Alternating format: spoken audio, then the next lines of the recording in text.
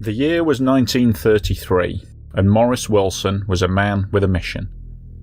Believing that he had a duty to impart to humanity his message of physical healing through spiritual meditation and fasting, he needed a grand gesture to prove himself to the public. And he thought he knew just the thing that would bring him onto the world stage. He was going to be the first person to climb Everest, the world's highest mountain. Determined, resourceful and driven, this was a man who would not be stopped. But what happens when inspiration turns into obsession, and a man who won't give up meets an obstacle that he can't overcome? Born in 1898 in Bradford, England, Maurice Wilson was one of the generation of young men who were thrown into manhood in the baptism of fire that was the brutal warfare of World War I. He distinguished himself admirably, taking part in the Battle of Passchendaele and winning the Military Cross for courage under fire. He was later wounded by machine gun fire and returned to Britain to convalesce, but his injuries left him with a stiff left arm, and he was in constant low-grade pain. Having survived the horrors of the battlefields of France, Wilson dedicated the following decade to travel, and he lived variously in New Zealand, South Africa, Europe, and then America. He was married twice, but neither marriage lasted, and it seemed that his life was somewhat aimless, and he filled the time by dabbling in Buddhism and various forms of Eastern philosophy and medicine. By 1932 he was on the boat back to England, suffering a serious bout of pulmonary tuberculosis which, back in those days, was often fatal. Seemingly at his wits' end, Wilson found a spiritual healer in, of all places, the posh neighbourhood of Mayfair in London. Undergoing a strict regimen of prayer and fasting for 32 days, Maurice Wilson found himself unexpectedly cured of all his ailments, and for him, this was like being born again. It seemed to him that he had discovered a great secret, and in doing so, he also found his purpose in life. When Wilson chanced upon a newspaper article about the failed 1924 expedition to Mount Everest, it hit him like a bolt of lightning. He would show the world the power of prayer and fasting, and he would do this by being the first man to climb Mount Everest. And he would do it alone. To set the scene, it's worth recounting a bit of background about Mount Everest and the public interest in the mountain during the 1930s. Everest had first been identified as the world's highest mountain back in the 1850s, during the enormous project undertaken by the British to survey the entire Indian subcontinent. Ever since Everest had been named as the world's highest peak, the race had been on to climb it, but political upheavals and rivalries between Nepal and Tibet had kept Everest off limits to foreigners for decades. However, during the 1920s, there had been 3 expeditions to climb the mountain, but all ended in failure, and the 1924 expedition had resulted in the deaths of the legendary British climbers Mallory and Irvine. They were last seen heading strongly for the summit, but the clouds rolled in, and they were never seen alive again. The conquest of Everest remained fixed in the minds of the general public as a tantalising prize, but a prize seemingly beyond the abilities of normal men.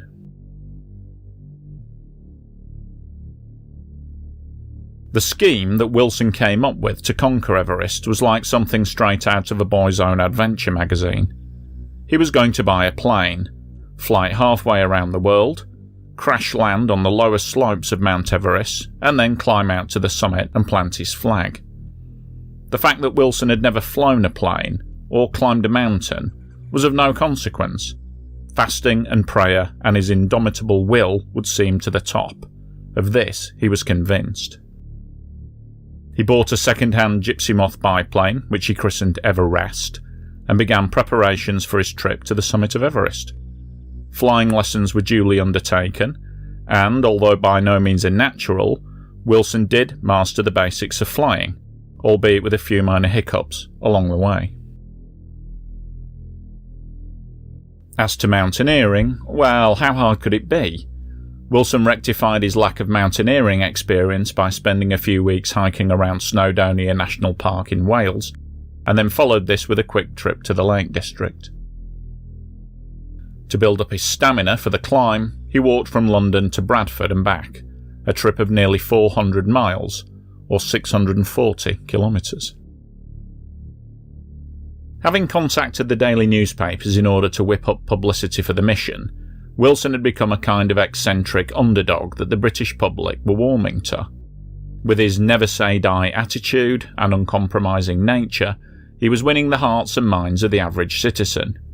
However, the stuffy, upper-class members of the Royal Alpine Club were not so enamoured with him. They didn't want the prize of Everest going to some individual climber who, horror of horrors, wasn't even a member of their exclusive club. And so, some strings were pulled, and the British Air Ministry promptly issued an order forbidding Wilson to fly. However, in true Wilson style, he just ignored this and set off anyway, embarking on his 5,000-mile trip on the 21st of May, 1933. These were the years of aviation pioneers like Lindbergh and Earhart pushing the boundaries of global aviation, and so the public eagerly awaited news of Wilson's madcap flight to the Himalayas, the roof of the world. Incredibly, he made it. Flying in stages of 620 miles, which was the limit of his fuel tanks, Wilson flew through Europe, across the Mediterranean, over the barren lands of North Africa, into Egypt, and on across the Middle East. Flying in blistering heat over unpopulated deserts, with at times just a child's atlas and a rough map scrawled on the back of his hand for navigation, he should never have made it. And yet somehow he managed to arrive at the next refuelling point, often with his plane literally running on fumes. Ignoring the constant orders from the Air Ministry to turn around and fly home, he pushed on, finally arriving in Karachi 2 weeks after leaving London. It was an incredible feat for a man who set off with practically no flying experience and who had been provided with no assistance at all from the authorities. By now, the Nepalese authorities had gotten wind of Wilson's intentions and had firmly blocked any onward travel. Without any possibility of getting into Nepal and with the aircraft now impounded, Wilson had no choice but to halt and rethink his plan of attack. Onward air travel was impossible, so he sold the plane and they headed overland, east to Darjeeling to lay low for the winter. He had decided that he would secretly enter Tibet and approach Everest from the north in the spring of 1934. Whilst in Darjeeling, he managed to recruit 3 Nepalese Sherpas who had been on the previous 1924 expedition, and he was confident that with the aid of these experienced porter climbers, he would reach Everest to begin his solo ascent of the summit. On the 24th of March 1934, Wilson and the 3 Sherpas set off. As travel through Tibet was also restricted, they were all disguised as Buddhist monks on pilgrimage. Wilson, with no knowledge of the language, pretended to be a deaf-mute as so to allay any suspicion. Camping in remote valleys and avoiding the local villages, it took 3 weeks of trekking through steamy jungles and the windswept icy plains to arrive at the Rongbuk Monastery, the closest inhabited spot to Everest, and a kind of informal base camp for any expeditions to the mountain. Having spent 2 days fasting and praying at the monastery, Wilson set off alone on his historic summit attempt. His clothing and provisions were adequate, he was following an established route, it was the right time of year for climbing Everest, and he was fit and determined. The 2 things that were missing were any decent gear for ice climbing and any kind of technical climbing experience on this kind of mountain. Wilson's plan for tackling the mountain was perfectly sound, insomuch as one lone, inexperienced man's attempt to climb the mountain could be said to be in any way a good idea. He would follow in the footsteps of Hugh Rutledge's 1933 expedition and head up the East Rongbuk Valley, traverse the glacier, climb the ice walls up onto the North Col, and from here get onto the Northeast Ridge. Once on the ridge, he could simply follow it up to the summit and plant his flag. Well, that was the idea anyway. Wilson's problems began on the approach to the mountain itself as he ascended the East Rongbuk Glacier, the gigantic river of ice which dominates the East Rongbuk Valley and is the gateway to the lower slopes of Mount Everest. Forced to twist and turn amongst the great icy pinnacles, the massive blocks of towering ice and the deep crevasses of the glacier, Wilson got hopelessly lost and struggled around here for days, saying in his own words, "I floundered about, doing 50 times more work than was necessary." As the weather deteriorated, he began to go snowblind, and he was stuck in his tent at about 21,500 feet, becoming weaker by the day.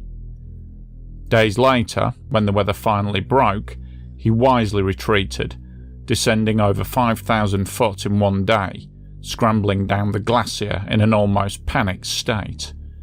By the time he reached the monastery, he was half blinded with swollen eyes, dehydrated, he had a twisted ankle, a fractured rib, and his old war wound was plaguing him terribly. In short, he was a complete mess. It took 18 days of recuperation at the monastery for Wilson to recover his strength, whereupon he declared that he was ready for another crack at the mountain. The Sherpas couldn't believe it. They had assumed that Wilson would be heading home after his first taste of climbing Everest, but oh no, Wilson was just getting started. On May 12th, Wilson set off again, accompanied by the Sherpas. This time, they made much better progress, traversing the Rongbuk Glacier in just 3 days and arriving at Rutledge's Camp 3. Here, they found a veritable bounty of abandoned food and equipment. Wilson's fasting regime promptly went out the window while he stuffed down on leftover biscuits, butter, jams and chocolates. He also found a pair of ice crampons which had been left behind, but he later discarded them, a mistake which illustrated his lack of experience. Wilson was hoping to find traces of the route used by the previous year's expedition, even spending time looking for fixed ropes and steps cut into the ice to help him get up onto the top of the North Col. He found none, but resolved to climb to the col anyway. Wilson set off alone to climb the slopes above Camp 3, but he soon found his way blocked by an immense wall of ice, 40 feet high. Time and time again, Wilson threw himself at this obstacle, but without the proper gear and the technical know-how, he was doomed to failure. No matter how hard he tried or how much he prayed, he could not get up the ice wall. His strength began to fail him, and he was wearing himself down, trying again and again to beat the wall of ice. Having spent 4 days trying and failing, he returned to Camp 3. The relief that the Sherpas felt when seeing the return of the half-dead and totally exhausted Wilson quickly turned to dismay when it became clear that he wasn't about to give up. Wilson spent the next 2 days in his tent, in bed at Camp 3, his mind wandering, plagued by constant headaches, and by now almost delirious. He began to feel as if somebody was with him, the strange, invisible companion of which many mountaineers have spoken. It's strange, but I feel that there is somebody with me in the tent all the time. The Sherpas refused to accompany Wilson any further, knowing full well that only death awaited them if they continued to climb.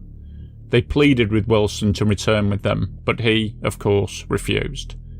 He told the Sherpas to wait at Camp 3 for him for 10 days, and then to go back down if he hadn't returned by then. On May 29th, he set off alone for the final time. His final diary entry reads, "Off again, gorgeous day," and he was never seen alive again.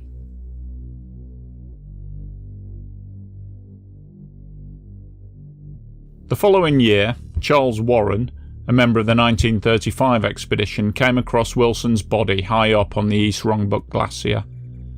Wearing a brown pullover and grey flannel trousers, Wilson was sitting upright in the ice, his body seemingly frozen in the process of putting his boots on. Having recovered Wilson's personal effects, including his diary, the expedition members wrapped the body in the remains of Wilson's tattered tent and buried him in a deep crevasse. The recovered diary gave insight into Wilson's final days, the trial at the ice wall, his gradual mental disintegration, and his determination to keep pushing on in the face of an impossible challenge.